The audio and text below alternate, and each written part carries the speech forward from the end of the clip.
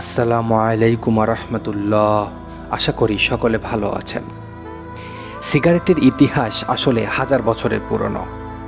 এটি একসময় ধর্মীয় ও ঐতিহ্যগতভাবে ব্যবহৃত হতো, কিন্তু পরবর্তীতে বাণিজ্যিক উৎপাদন ও বিজ্ঞাপনের মাধ্যমে এটি বিশ্বব্যাপী জনপ্রিয় হয়ে ওঠে। আজকের ভিডিওতে আমরা সিগারেট খাওয়ার শুরু হয়েছে কোথায় ও কিভাবে, এবং আধুনিক যুগে এর প্রভাব গভীরভাবে কোরআন ও হাদিস থেকে আলোচনা করব। তামাক গাছের উৎপত্তি আমেরিকা মহাদেশে, বিশেষ করে মেক্সিকো ও দক্ষিণ আমেরিকায়। আদিবাসীরা তামাককে ঔষধি গাছ হিসেবে ব্যবহার করত এবং ধর্মীয় ও সামাজিক অনুষ্ঠানে ধূমপান করত। তামাকের পাতা শুকিয়ে আগুনে পুড়িয়ে এর ধোঁয়া গ্রহণ করা হতো। আদিবাসীরা তামাক পাতা পুড়িয়ে পাইপে ভরে ধূমপান করত। এটি তাদের কাছে আধ্যাত্মিক এবং চিকিৎসাগত গুরুত্ব বহন করত। এটি মূলত ধর্মীয় আচার, চিকিৎসা ও আত্মিক বিশুদ্ধতার জন্য ব্যবহৃত হতো। কিছু ক্ষেত্রে এটি ঐতিহ্যগতভাবে রোগ নিরাময় ও ধ্যানের জন্য ব্যবহৃত হতো। দক্ষিণ আমেরিকার কিছু উপজাতি তামাককে সামাজিক ও সাংস্কৃতিক উপাদান হিসেবে ব্যবহার করত। বিশেষ অনুষ্ঠানে নেতা ও পুরোহিতরা তামাক গ্রহণ করতেন। চুরুট বা সিগারেটের মতো বড় আকারে তামাক গুঁড়িয়ে মোড়ানো হতো। 1492 সালে আমেরিকা আবিষ্কার করেন ক্রিস্টোফার কলম্বাস। তিনি কিউবার আদিবাসীদের ধূমপান করতে দেখেন এবং তা ইউরোপে নিয়ে আসেন। ইউরোপিয়ানরা প্রথমে এটি ভেষজ ওষুধ হিসেবে ব্যবহার করত। স্পেন ও পর্তুগালের নাবিকরা এটি ইউরোপে নিয়ে আসার পর রাজা রানীরাও এতে আসক্ত হয়ে পড়েন। ফ্রান্সের রাষ্ট্রদূত জ্যান নিকো 1560 সালে ফ্রান্সে তামাক নিয়ে আসেন। তার নাম থেকেই নিকোটিন শব্দটি এসেছে। 1820-এর দশকে স্পেনে হাতে মোড়ানো সিগারেট জনপ্রিয় হয়। 1880 সালে জেমস বাক ডিউক প্রথম সিগারেট তৈরির স্বয়ংক্রিয় মেশিন আবিষ্কার করেন। এই সময় থেকেই সিগারেট ব্যাপকভাবে উৎপাদন শুরু হয় এবং এটি বিশ্বব্যাপী জনপ্রিয় হয়ে ওঠে। বিজ্ঞাপন, সিনেমা ও গণমাধ্যম ধূমপানকে স্টাইল বা ফ্যাশন হিসেবে প্রচার করতে শুরু করে।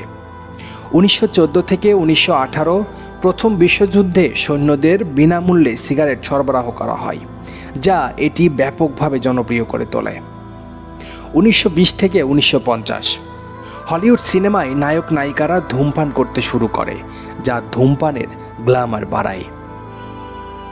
1950-এর দশকে প্রথমবার বিজ্ঞানীরা প্রমাণ করেন যে ধূমপান ক্যান্সার, ফুসফুসের রোগ ও হৃদরোগের কারণ। 1964 সালে মার্কিন যুক্তরাষ্ট্রের সার্জন জেনারেল ঘোষণা করেন যে ধূমপান স্বাস্থ্যের জন্য মারাত্মক ক্ষতিকর।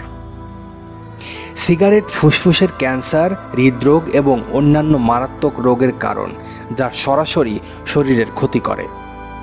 ইসলামে নিজের শরীরের ক্ষতি করা হারাম। কোরআনে বলা হয়েছে, আর তোমরা নিজেদের হাতে নিজেদের ধ্বংসের দিকে নিক্ষেপ করো না। সূরা আল বাকারা আয়াত 195। ইসলামে নেশাদার বস্তু হারাম। সিগারেটে নিকোটিন থাকে, যা একটি নেশাদার পদার্থ। রাসূলুল্লাহ সাল্লাল্লাহু আলাইহি ওয়াসাল্লাম বলেছেন, প্রত্যেক নেশাদার বস্তুই মদ এবং প্রত্যেক মদ হারাম। ইসলামিক স্কলারদের মতামতে অধিকাংশ ইসলামিক স্কলার সিগারেট এবং ধূমপানকে হারাম হিসেবে বিবেচনা করেন, কারণ এটি স্বাস্থ্য, অর্থ এবং পরিবেশের ক্ষতি করে।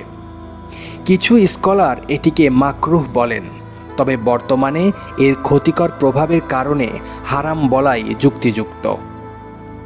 সিগারেট কেনা এবং ধূমপান করা অর্থের অপচয়, যা ইসলামে খুবই নিন্দনীয়।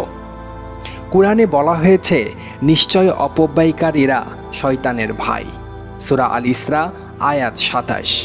1990-এর পর থেকে অনেক দেশেই সিগারেটের বিজ্ঞাপন নিষিদ্ধ করা হয়। প্রকাশ্যে ধূমপান নিষিদ্ধ করা হয় এবং ধূমপান বর্জন প্রচারণা চালানো হয়। 2000 সালের পর থেকে ই সিগারেট ও বিকল্প নিকোটিন পণ্য জনপ্রিয় হয়। ই সিগারেট ও ভ্যাপিং পণ্য বিশ্বব্যাপী জনপ্রিয় হচ্ছে। নিকোটিন প্যাচ, চুইংগাম ও ওষুধের মাধ্যমে ধূমপান ছাড়ার নতুন উপায় বের হচ্ছে। এখন অনেক দেশেই ধূমপানের বিরুদ্ধে কঠোর আইন রয়েছে। জনসমাগম স্থলে ধূমপান নিষিদ্ধ করা হয়েছে।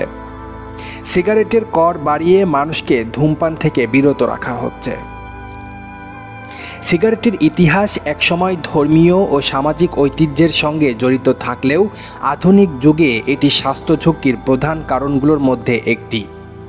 একসময় এটি ফ্যাশন হিসেবে জনপ্রিয় হয়ে উঠলেও বর্তমানে বিশ্বজুড়ে ধূমপান কমানোর চেষ্টা চলছে। এই ইতিহাস থেকে আমরা বুঝতে পারি যে কোনো অভ্যাস জনপ্রিয় হতে সময় লাগে, কিন্তু তা ছাড়তে হলে আরও বেশি প্রচেষ্টার দরকার। আজকের মতো এখানেই শেষ করছি। দেখা হবে পরবর্তীতে। সে পর্যন্ত ভালো থাকবেন, সুস্থ থাকবেন। আল্লাহ হাফেজ।